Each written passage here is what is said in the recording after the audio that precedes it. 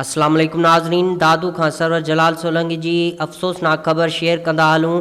काछे जे ड्रिगाबाला शहर में छितन कुतन 8 ॼणनि खे ॾाढे ज़ख़्मी करे छॾियो आहे।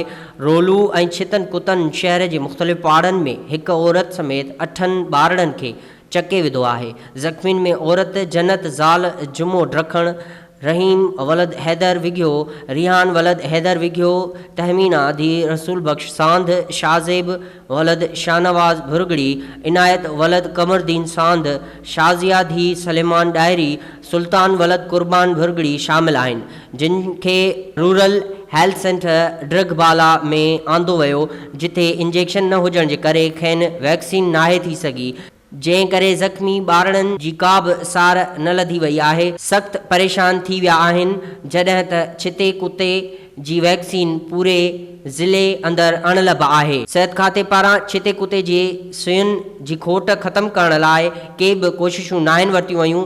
कुते ॾाढ़ियल मुतासिर ख़ानदान जे रसूल बख्श सांध, कुर्बान भुरगड़ी, सलमान डायरी ऐं ॿियनि शहरनि सख़्त एहतजाज कंदे सहाफ़ियुनि खे ॿुधायो त काछे जे मरकज़ी शहर ड्रिगबाला जे का बि वारसी न थियण करे शहरी लावर्स बणियल आहिनि।